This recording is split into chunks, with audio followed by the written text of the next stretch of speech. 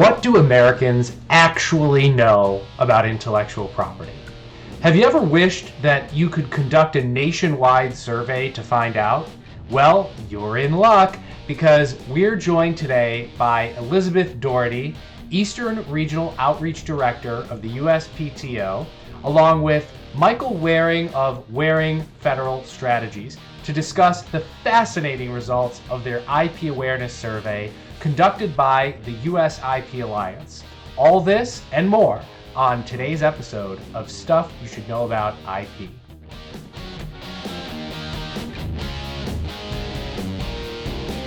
Stuff You Should Know About IP is the only randomized controlled trial, quadruple blind, peer-reviewed podcast about intellectual property on the internet. If you enjoy listening to us muse about IP and to my attempts at puffery, don't forget to click the like button, share with a colleague, and leave a comment wherever you're listening. Today's episode of Stuff You Should Know About IP is brought to you by the Patent Lawyer magazine. If you want to stay up to date with everything that's going on in the world of IP and patents, go to www.patentlawyermagazine.com. Each issue is free to read for up to 8 weeks. That's www.patentlawyermagazine.com for global news in the world of patents. Okay, Tom, Elizabeth, Mike, let's dig into this study because I am excited to share this with our audience. This topic is near and dear to our hearts. Yeah. I mean, think about how near and dear it is to our hearts, Ray. We are in the corporate training business for intellectual property fundamentals. I mean, this is our life, wouldn't you say? Agreed. And what I love about this survey, and I can't wait to hear the results, I skimmed them a little bit ahead just because I could not wait. It's kind of like peeking at your Christmas presents the night before, but maybe Christmas presents are a little better, but this was close. So the reason I love this is because I have been talking to people who you would think know a lot about intellectual property for years. I mean, I had a VP of marketing once say to me, is it possible to get a patent on this trademark? That was an actual question. You know, I had a VP of R&D once say to me, I think our competitors are infringing this drawing. Okay, that person, by the way, had like 12 patents to his name. So I'm really anxious to hear about this survey where I think you polled like 1,000 people or surveyed 1,000 people on IP fundamentals. So Elizabeth, I think you were going to kind of lead us off and tell us what's going on here. Fantastic. And thank you for the opportunity to do so. It is a pleasure to be on with both of you, your audience, and my co-chair in the US IPA IP Awareness Committee. For those of you who aren't familiar with the US IP Alliance, it is a relatively new organization. We like to say we are the network of networks. We have an outstanding board that represents IP professionals, IP organizations from across the nation with the idea and the intended purpose of helping to bring ideas from head to hands to help every citizen, every individual in both our nation and the world to better be able to appreciate, understand, and make use of intellectual property. Sold. I'm totally sold from that. I love that. I love the head to hands, right? Trademarked. Brilliant. Was that your idea? No, it actually came out of the organization itself, which is led by Scott Frank, a talented and gifted individual who works for AT&T Intellectual Property by day and dreams up big things in the world of intellectual property by night. He helped to stand up the Georgia Intellectual Property Alliance, which then grew into the US IP Alliance, and there now, in fact, is a global intellectual property alliance.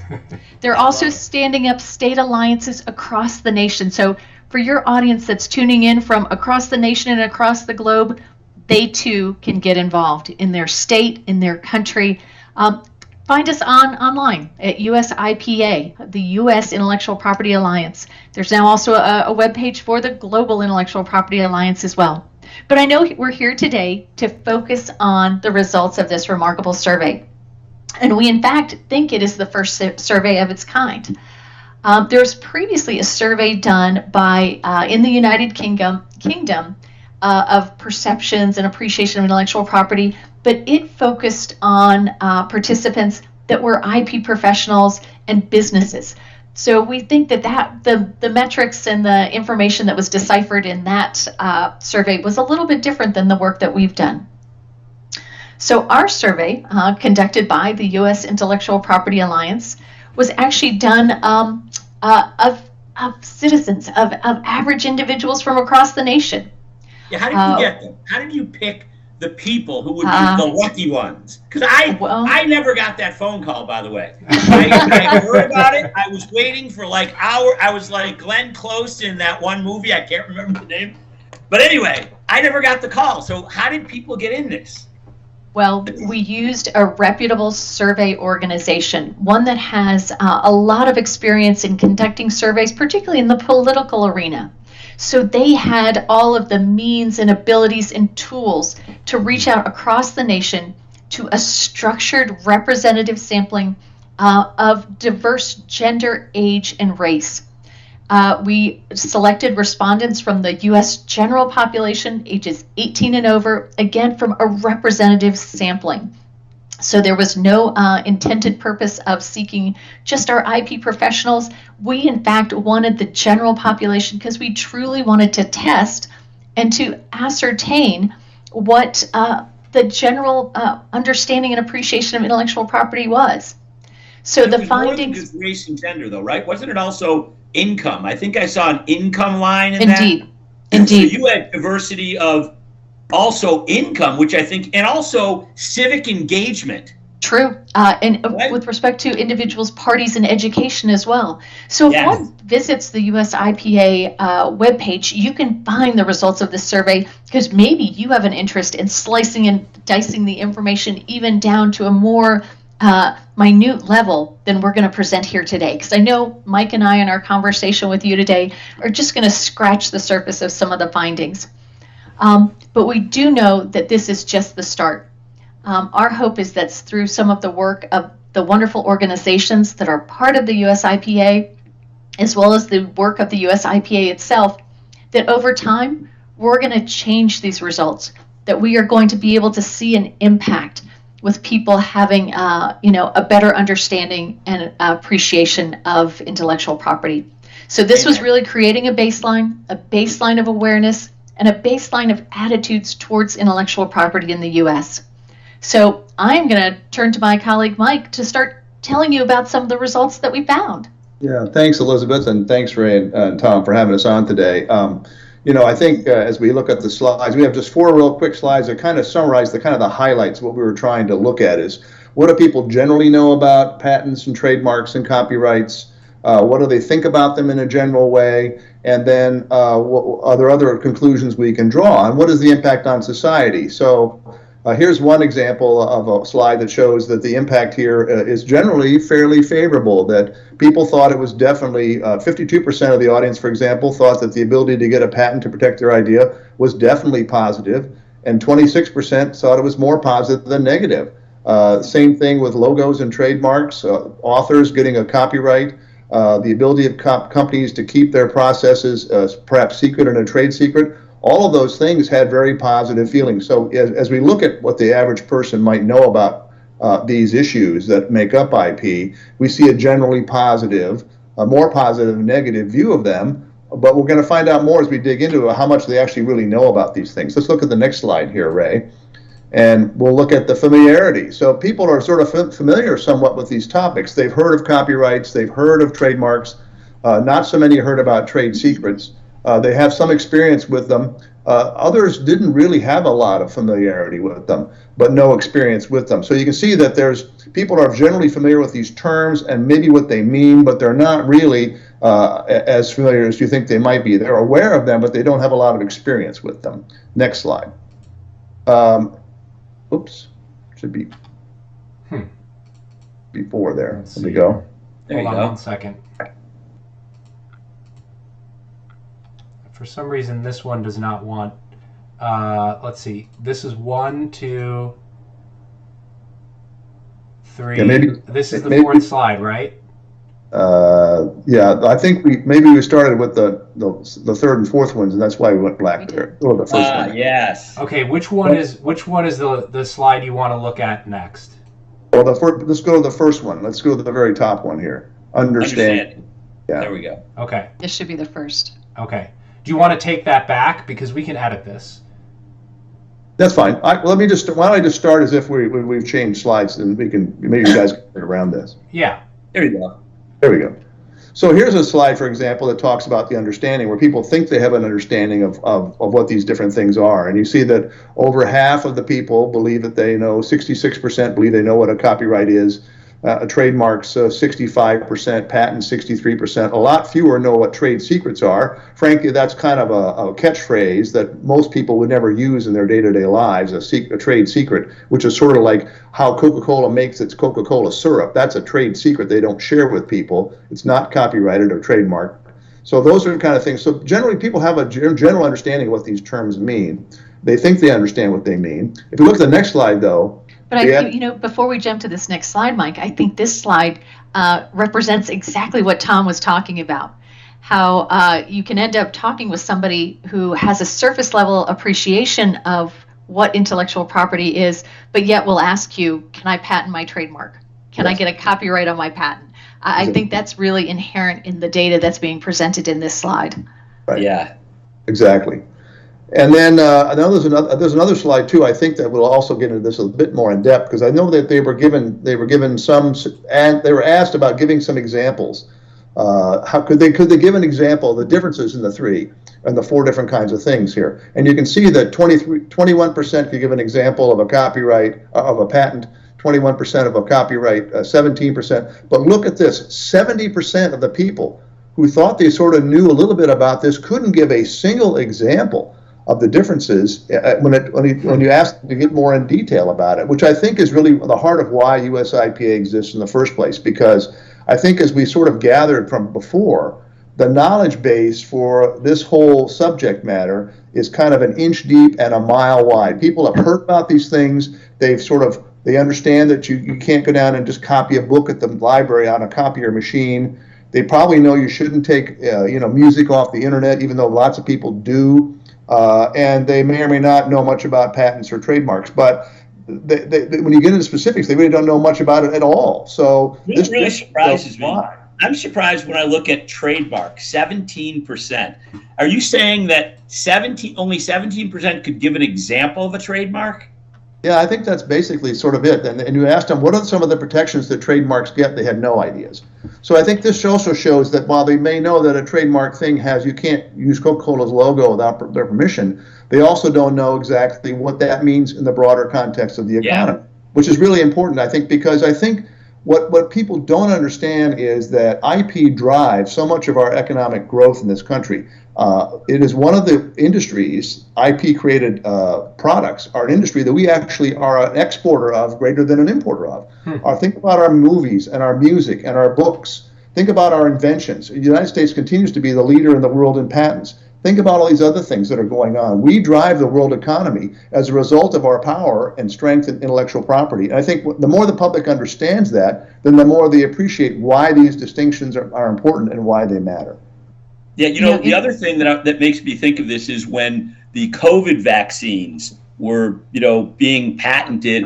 And in fact, Ray and I did a podcast on this where the government was trying to seize these patents, and and these are senior levels of our government, right?